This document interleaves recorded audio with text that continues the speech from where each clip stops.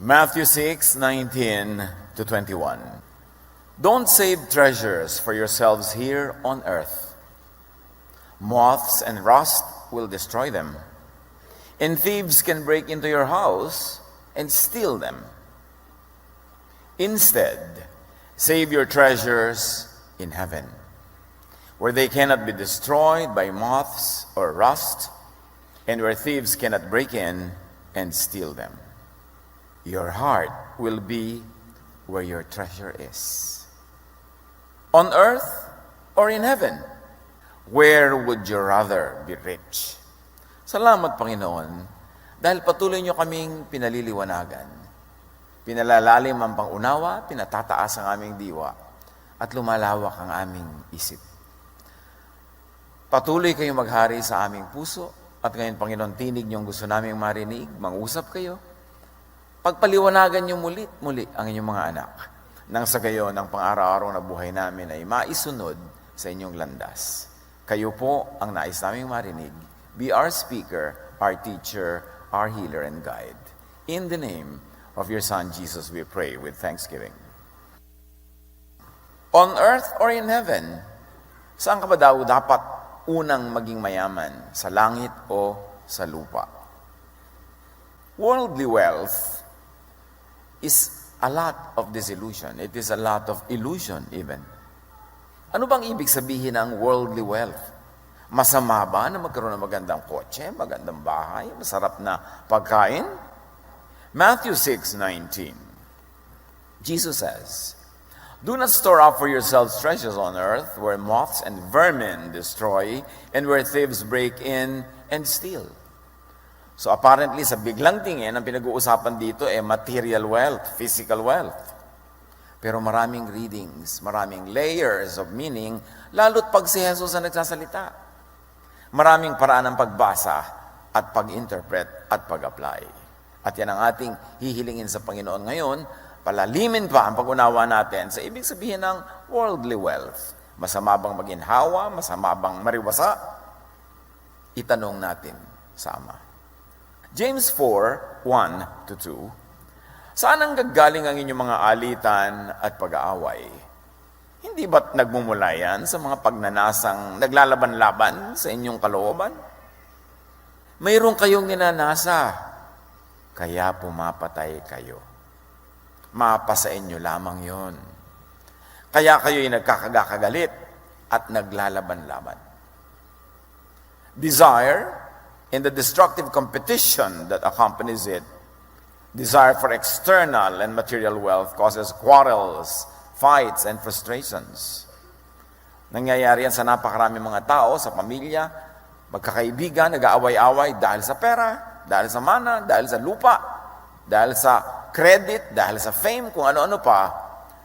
At iyan ay nagbubunga ng internal, spiritual poverty.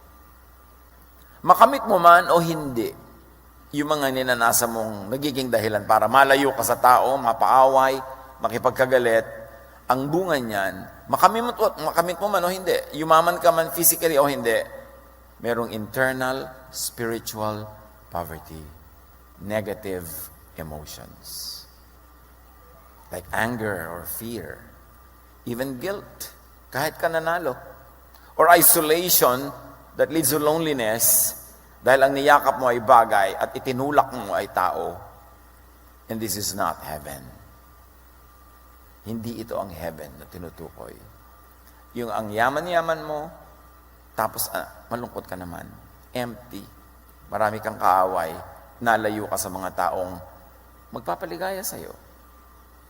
Luke 12:15, at sinabi niya sa kanilang lahat, mag-ingat kayo sa lahat ng uri ng kasakiman, sapagkat ang buhay ng tao ay wala sa dami ng kanyang kayamanan. Material, earthly, worldly possessions is not what life is all about. Material possessions do not make or define life. At ito isa sa mga pinakamalalaking kasinungalingan, lalong-lalo sa modern times. Sinusukat ang tao sa laki ng kanyang bahay, dami ng kanyang kotse, sa modelo ng kanyang telepono, sa kamahalan ng pinupuntahan niyang salon, kung saan siya nagtutour, Sinusukat ang tao kung ilan ang kanyang diploma, ilan ang kanyang mga bahay, ano ang kanyang kayamanan, gaano kalaki ang bank account. Sinasabing malinaw na malinaw, mag-ingat kayo, hindi yan ang sukatan. Sukatan lang yan ng industriya, ng capitalism. Kasi gusto nila kayong maging sakim. Gusto nila kayong magpayaman ng magpayaman. Kasi ito yung binibili nyo ang kanilang mga tinda. Ito yung bumibili kayo sa kanilang mga investment schemes. So, yaman din lalo sila. Binubulag tayo kung anong ibig sabihin ng maganda. Yung magandang babaeng halos masubsob na sa laki ng dibdib na dinagdag na kilo-kilo. Yun ang maganda. Binubulag tayo ng industriya ng pagpapaganda. Binubulag nila tayo, kaya dapat tayo magising at Diyos ang kaliwanagan. Sabi, hindi dyan nasusukat ang ganda ng tao. Sabi niyan, hindi yan ang langit.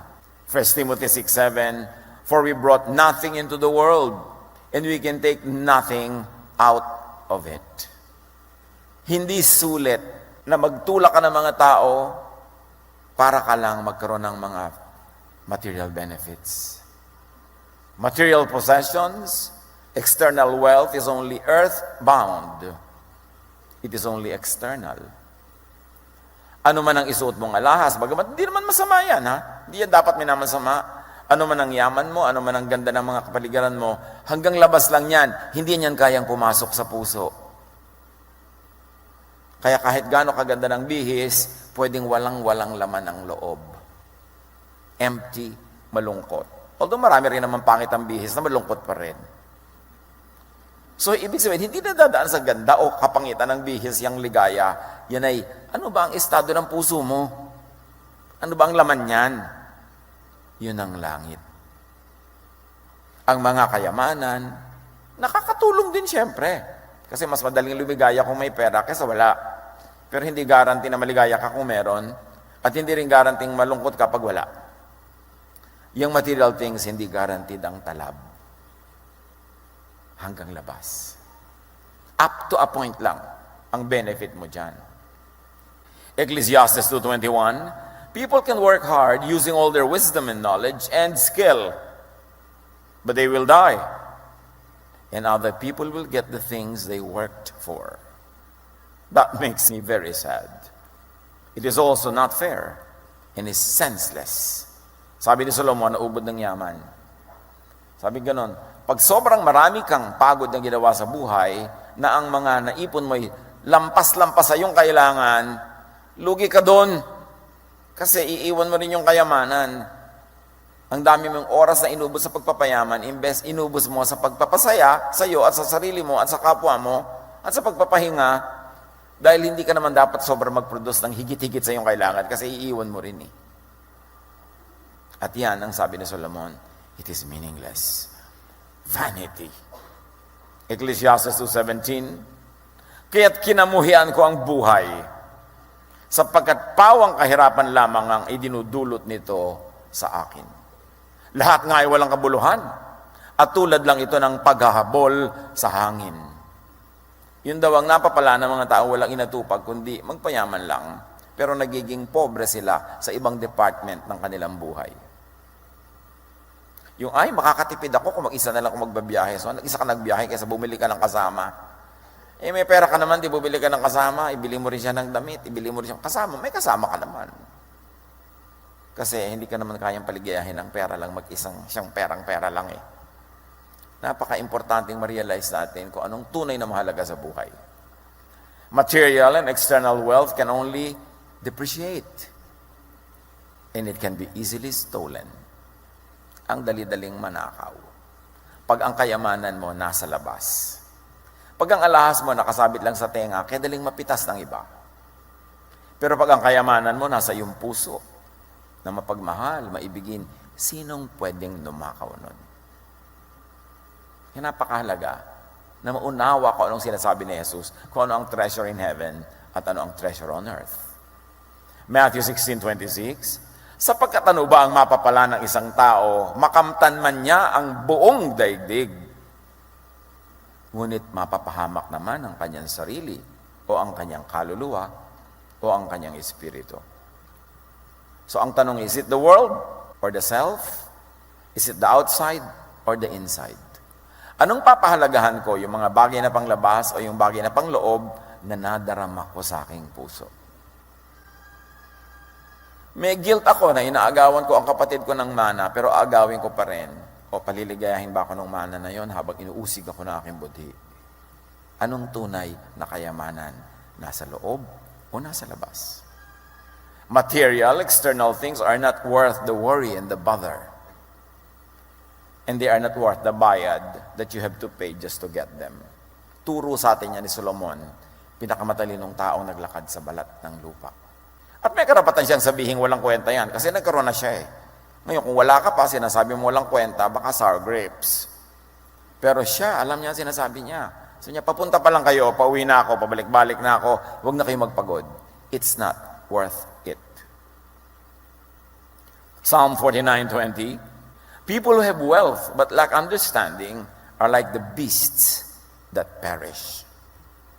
Material wealth without counterpart, internal wealth, wisdom, character, does not make a person. Ang kayamanan, ang ari-arian, hindi yun ang nagdo-drawing ng tunay mong pagkatao, kundi ang iyong damdamin, ang iyong puso. So ang napakayaman na walang kalooban, walang mabuting kalooban ay para lang isang mabangis na hayop na lalong bumangis kasi may kakayahan, may pera para gawin ang asal, para gawin ang gusto.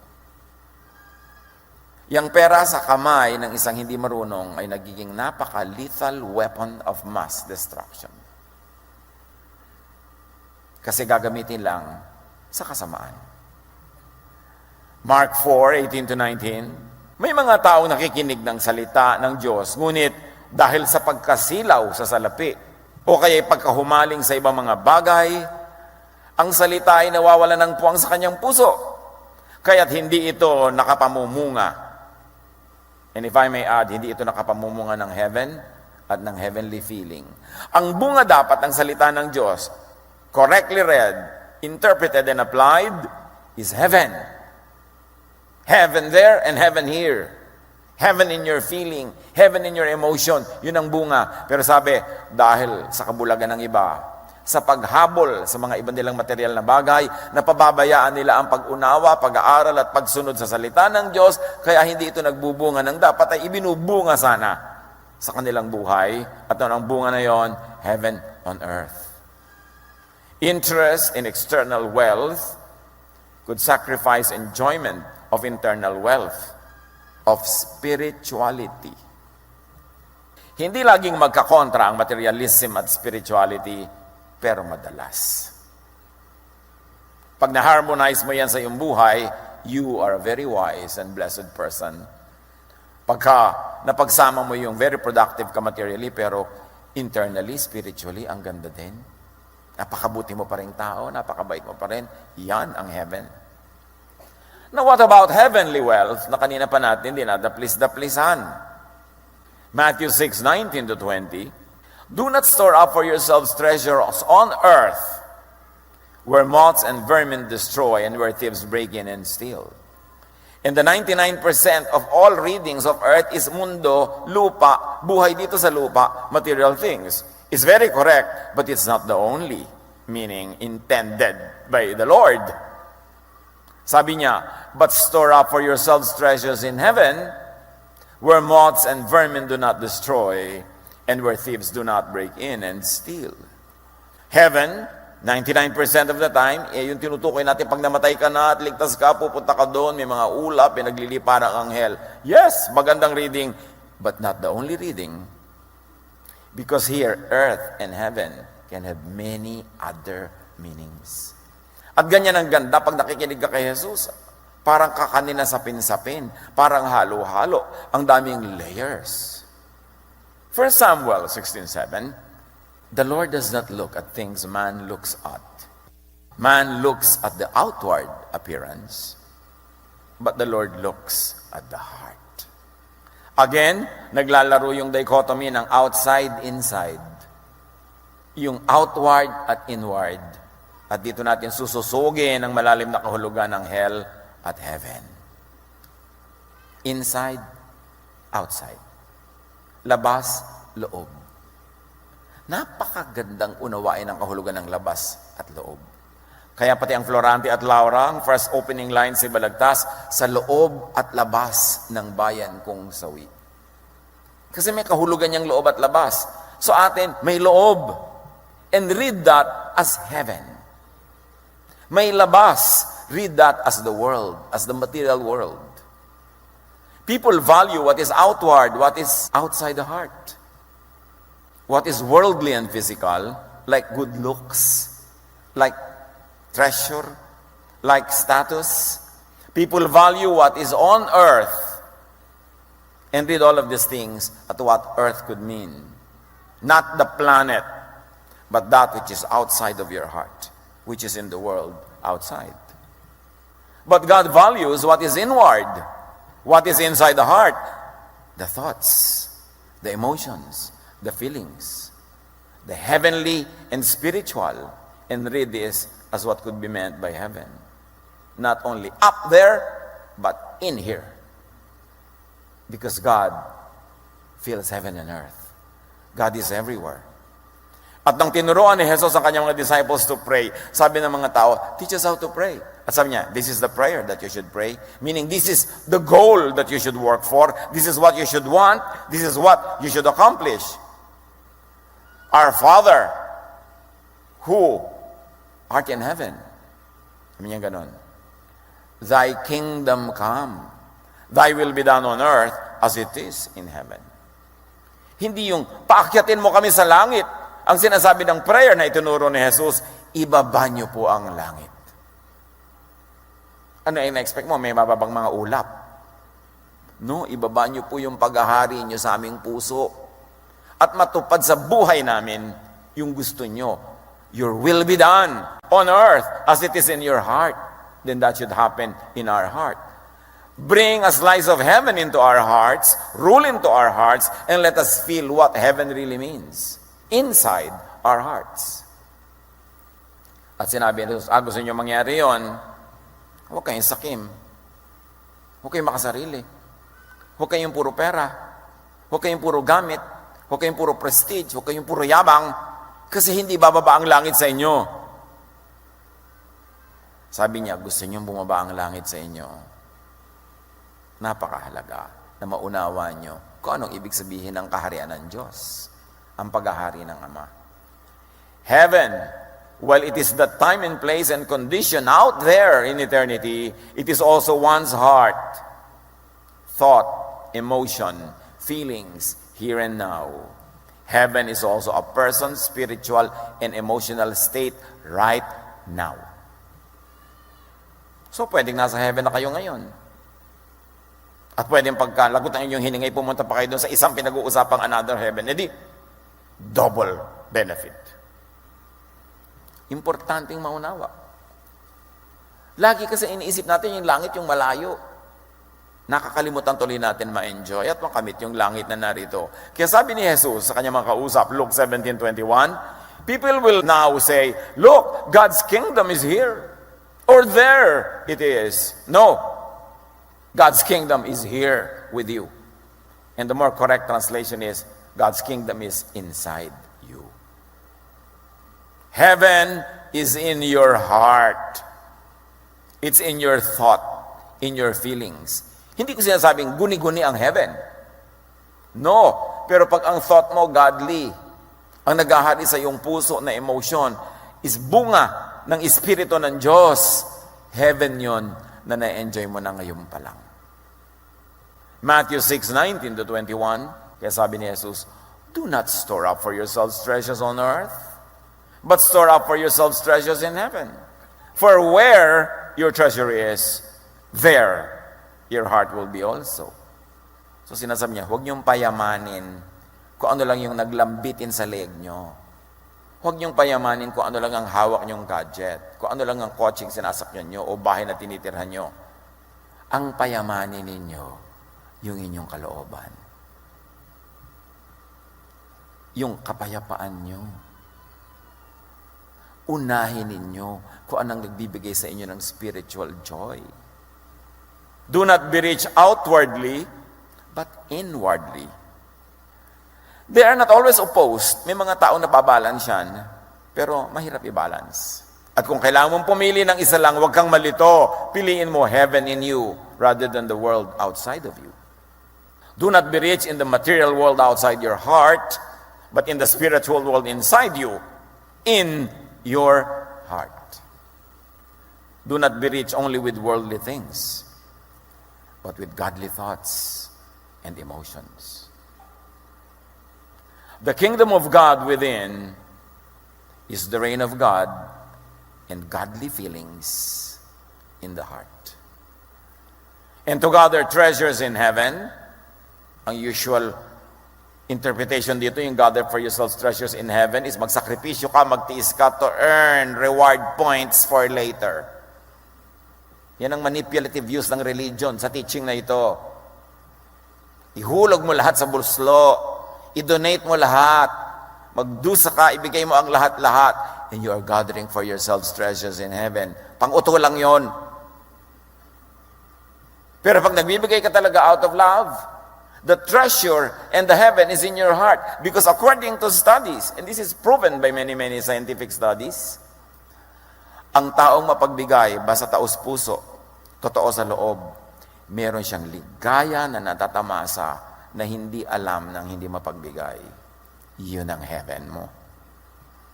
Na pag mapagbigay ka, totoo.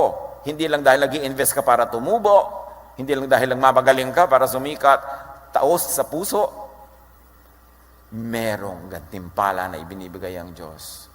At ito ay napaka-positive emotion known only to real, honest, sincere givers.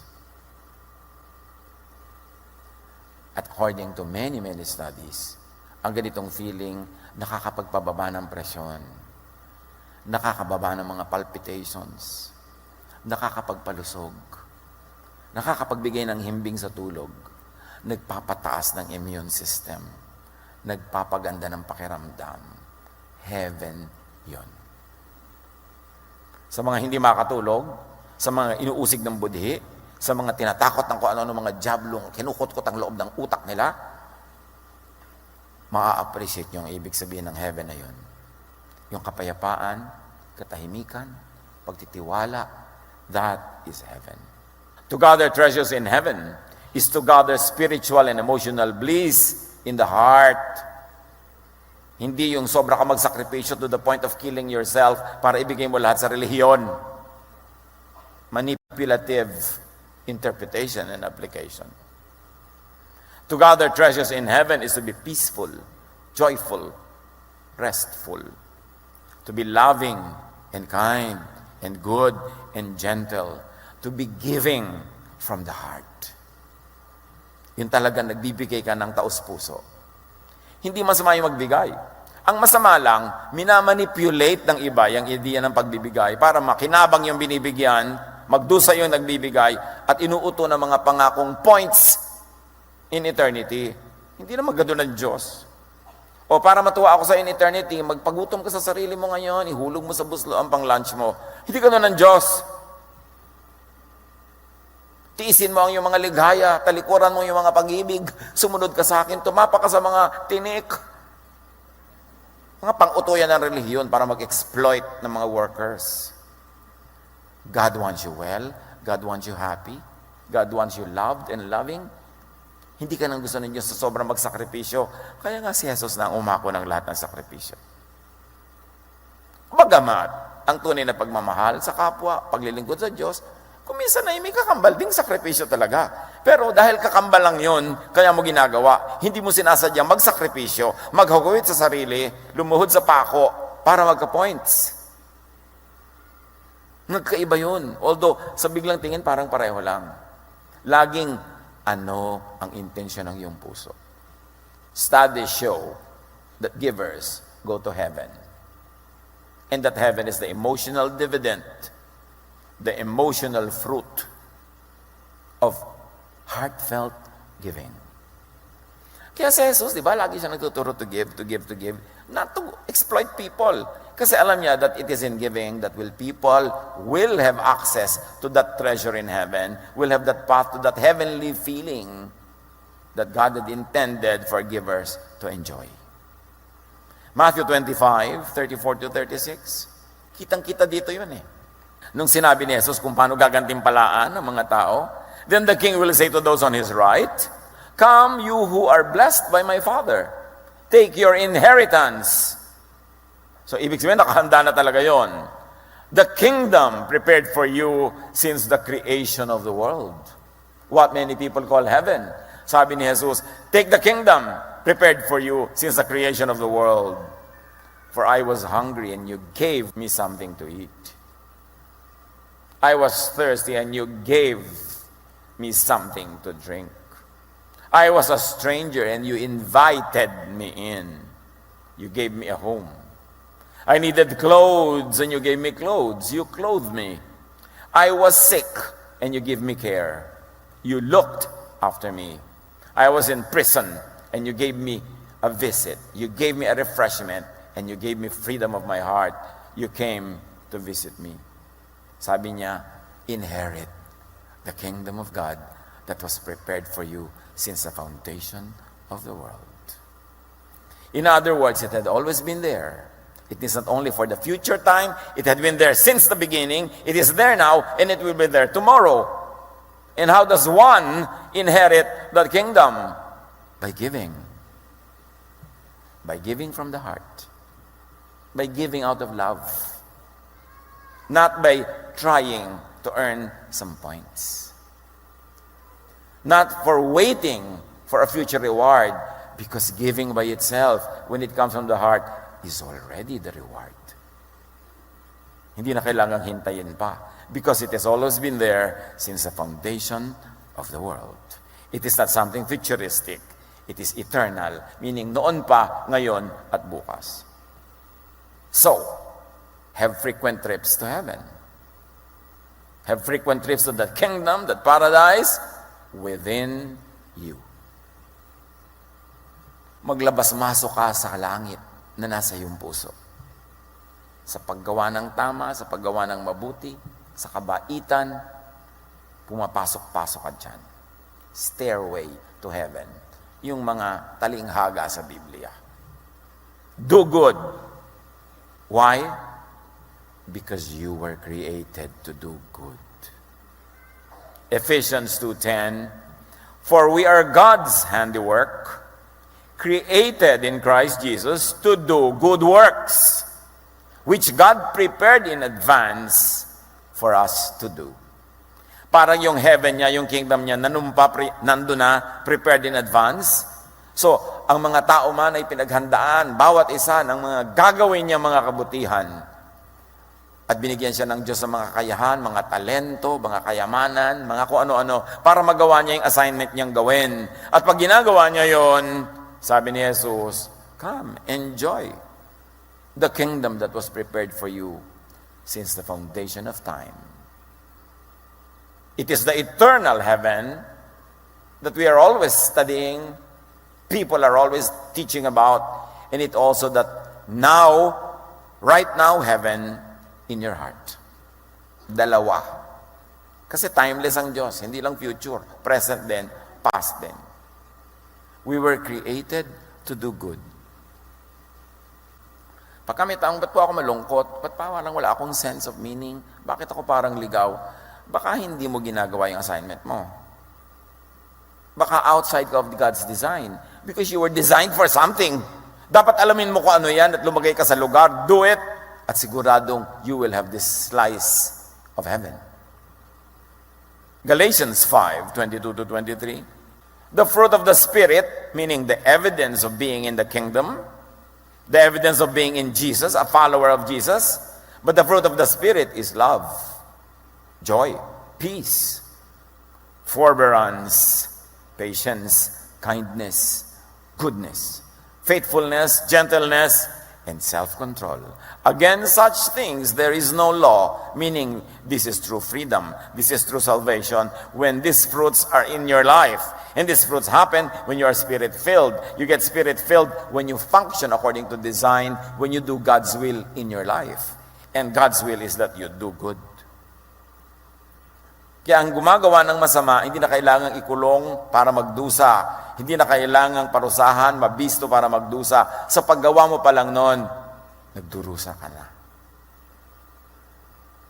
Sa pagbubuhat mo ng kamay sa iyong kapwa, una mong sinasampalang iyong sarili. Sa pagkakait mo ng kabutihan sa kapwa na kaya mong ibigay, ang una mong pinagkakaitan na iyong sarili, sapagkat ikaw ang magbubuhat ng bigat na yan.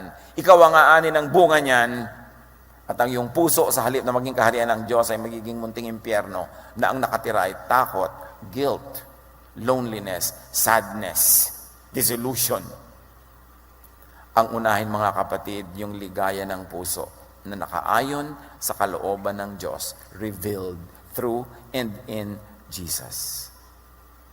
Yun ang tunay na spirituality. Hindi ko mo relihiyoso, spiritual. At hindi ko mo spiritual, relihiyoso. Pero yung relihiyoso ka na, spiritual ka pa, wow, napakaganda nun. Huwag malibang.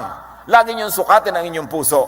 Meron ba akong love, patience, forbearance, kindness, yung mga bunga ng Espiritu? Kasi pag wala, may mali. Dapat ituwid. Dapat itama. Colossians 3:19-21, mga lalaki, mahalin ninyo ang inyong asawa. Ano po ang kahulugan niyan sa langit? Malaki. At huwag kayong maging malupit sa kanila. Mga anak, sundin ninyong lagi ang inyong mga magulang, sapagkat yan ang nakalulugod sa Panginoon. Mga magulang, huwag ninyong pagpagalitan ng labi sa inyong mga anak at baka masiraan sila ng loob. Ano to? Heaven, family harmony, family peace is wealth. Be rich in family love. Kung nagahari ang kapayapaan, pagmamahalan sa inyong pamilya, daig nyo ang bilyonaryo. Kung magulo naman ang pamilya nila. Pero maraming bilyonaryong tahimik pa ang pamilya nila. Di double blessing. Nice. Pero unahin nyo mga kapatid, ang kapayapaan, pagmamahalan sa inyong pamilya kasi yun ang magdadala sa inyo ng wealth. Yun yung wealth in your heart kesa wealth outside of your body.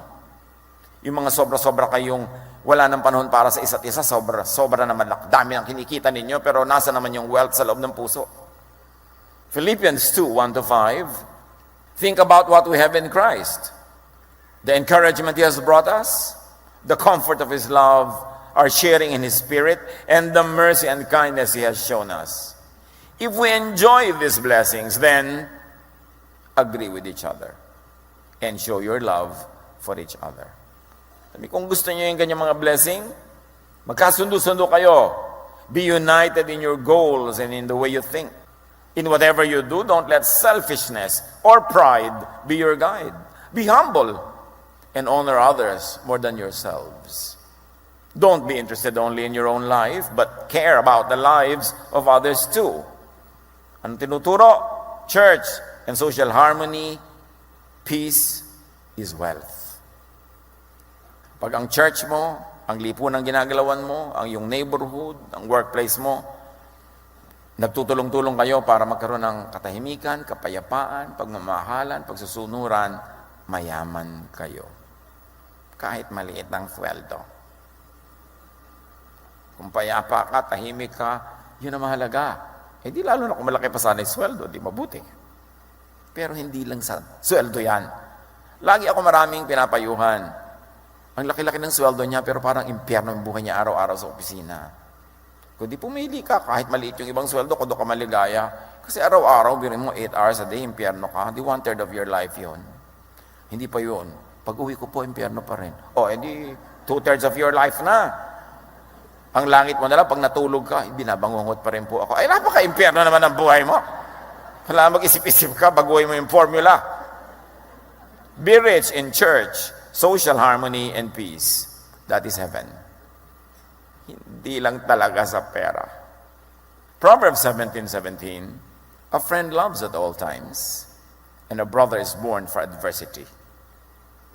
Proverbs 27:10, do not forsake your friend and the friend of your father, and do not go to your brother's house when disaster strikes you. Better a neighbor nearby than a brother far away. Hindi sinabing huwag kang pupunta sa kapatid mo. Ang sinasabi lang ko, ang layo-layo ng kapatid mo, mas mabuti pat higit pa sa kapatid ang isang kapitbahay na maganda ang relasyon nyo. So sa oras ng kagipitan, dapat may neighbor kang malapit na pwede mong lapitan. Yun ibig sabihin, be neighborly. Be kind, be good. Napakalaking kahangalan, nakalaban mo at kaaway mo yung neighbor, tapos nakikita mo siya araw-araw, di para ka nagsuswimming sa asido araw-araw. Nakikipagkagalit ka sa kasambahay mo, yung kasama mo sa loob ng bahay, di araw-araw may nakikita kang kagalit, your life will be hell. So, dapat makipagkasundo ka, maging mabuti ka, dahil ikay banal. At kung hindi ka man dahil banal, dahil lang matalino ka, makipagkasundo ka rin. Kasi ikaw makikinabang. Huwag mong lasunin ang swimming pool na nilalangoyan mo. Huwag kang gumawa ng mga kaaway in your workplace, in your neighborhood, where you live, because you will suffer and you will make your life like hell. At ang sinasabi sa atin dito ng Biblia, friends are wealth. Kayamanan ang mga kaibigan. Huwag kayong makipagkagalit dahil sa pera. Kayamanan, mahalaga ang kaibigan. Huwag niyong onsehin. Huwag i-1, 2, 3. Huwag pagsamantalahan. Kasi sayang ang friendship. Be rich with friendship and with friends. That is also heaven. Tandaan nyo, tigilan nyo kaiisip sa heaven as only in the clouds. Be kind, be loving and gentle, be kind and be good, and you will have trips to heaven. 1 Timothy 6:10, but godliness with contentment is great gain. For we brought nothing into the world, and we can take nothing out of it. Those who want to get rich fall into temptation and a trap, and into many foolish and harmful desires that plunge men into ruin and destruction. For the love of money is a root of all kinds of evil. Some people, eager for money, have wandered from the faith and pierced themselves with many griefs. Marami raw mga taong nalibang na humaling, ang sinundan ay paghahanap lang ng kayamanan, pero para nilang sinaksak na maraming punyal ang sarili nilang puso. Sinisira nila ang kanilang mga sarili para sa bagay na nasa labas lang at hindi kayang pumasok sa kanilang puso at hindi kayang pasayahin ang loob ng kanilang puso. Contentment, freedom from greed and guilt is wealth. Kung pipili kayo na may gagawin, ang bunga ng isa, meron kayong financial gain pero may guilt, wag na lang. Hanggang labas lang yung pera, ang laman ng puso nyo, guilt, wag na lang.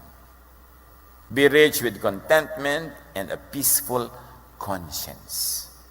That is heaven. Ecclesiastes 8:15, sabi ni Solomon, so I commended the enjoyment of life. Yan ang pinayo ko, mag-enjoy kayo. Because nothing is better for a man under the sun than to eat and drink and be glad. Then joy will accompany him in his work all the days of his life. God has given him under the sun. So ganon, simple enjoyment is wealth. You eat, you drink, you have fun. Not at the expense of others.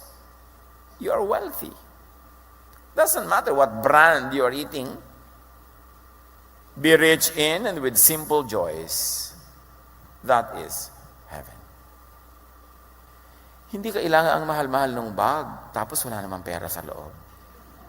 Kasi hindi pa tapos hulugan. Hindi bali ng mga paper bag lang dyan, tapos ang dami pa lang, paldo-paldo yung kasa loob. Kesa sa dinadaan mo sa labas, ang ganda-ganda ng labas. Mami, 3 buwan na po tayong munggo. Nagbabayad pa ako ng bag, anak. Kailangan mo talaga yung parang lumigaya. Ngayon, kung ang dali-dali mo namang ma-afford, why not? Pero isipin mo rin, sa isang bag na bibiling ko, ang dami ko na mapapakaing mga tao, pwede din naman ako for a simpler one, ang daming lumigaya. Yun ang heaven. Alam niyo, kulang sa kalooban, kulang sa puso, hindi kayang takpan ng mga kintab at kislap sa labas. Kulang pa rin yun. Kahit pakintabin mo at pakislapin lahat ng iyong paligid, pag sa loob ay kulang pa rin. Proverbs 3:24, when you lie down, you will not be afraid. When you lie down, your sleep will be sweet. Peaceful sleep is wealth. Kaya yaman-yaman ng mahimbing matulog. kahit ang hinihigaan niya ay mga piling-piling na saba ng saging. Dahil hindi mahalaga naman kung saan ka nakahiga. Ang mahalaga, tulog ka ba? Ngayon, ang ganda ng higaan mo, tulog ka pa. Ano again? Double blessing. Hindi yun masama. Pero huwag yung dahil sa pagpapaganda mo lang ng kama mo, kung ano nang pinagkagawa mong hindi maganda, guilty ka tuloy, hindi ka tuloy makatulog. Be rich in and with peaceful sleep. Which really means, avoid vexations. Iwasan yung mga kapatid ang nagpapagulo ng isip. Pag nagdadalawang loob kayo tungkol sa isang bagay, wag na lang. Iwasan ang panggugulo ng budhi. Iwasan yung sobrang daming inaalala. Simplify. Tinuturo nga ni Solomon, talk about wealth, pagkayaman-yaman ko na, pero ang sinasabi ko sa inyo, go simple. Baka sobrang maraming yaman. Kukuha lang yan ng iba. Lalong-lalo kung hirap na hirap ang loob mo sa iyong pagpapayaman, wag na lang. Bakit papagurin mo yung sarili? May heaven doon, tama. Yung itinuturo ng religion, yes. Gather wealth and heaven doon. At dito. Huwag niyong kakalimutan yung dito, yung puso. May gagawin ka, magpapasaya ka, pasayahin mo ang sarili mo, gawin mong heaven yung puso mo. Proverbs 15:16, better a little with fear of the Lord than great wealth with turmoil. Mas maganda na yung konti lang pero tahimik ang loob. Kesa ang dami nga pero ang gulo naman ng buhay. Heavenly wealth is infinitely better than worldly wealth.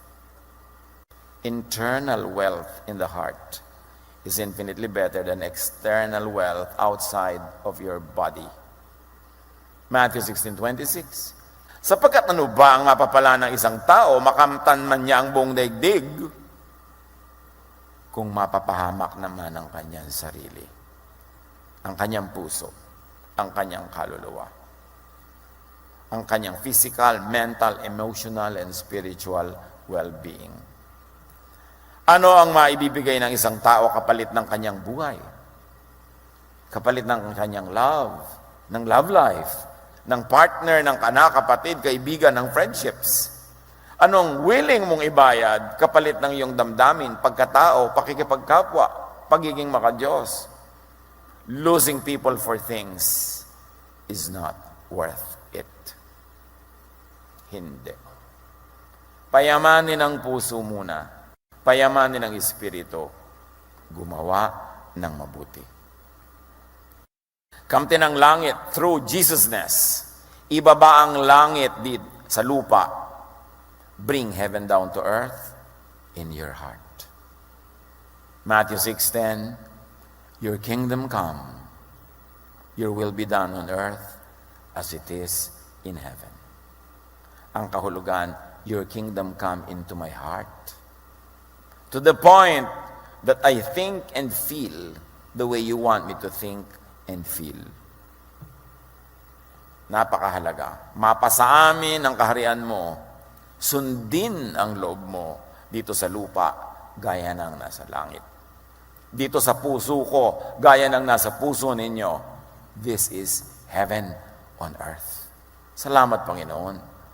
Dahil hindi na kami kailangan maghintay pa na sumakabilang buhay para maranasan ang iyong kaharian at paghahari. Na ito'y available here and now, that we can ask you to let your kingdom come into our hearts. Ituro mo sa amin ang pampagulo, ang pampalabo ng aming isip, at maging malinaw ang aming pag-iisip. Ang gawin namin yung gusto ninyo, na ang magiging natural and automatic fruit is the fruit of the Spirit. Na kami magiging payapa, tahimik, maibigin, at tumatanggap din ng pag-ibig ng kapwa. This is heaven on earth. Let us, Lord, enjoy this kingdom here and now. Enlighten us. Teach us how to follow your ways. Pagbulay-bulayan, mga kapatid, mag-isip-isip, pakinggan ng diwa ng Espiritu, and make it personal.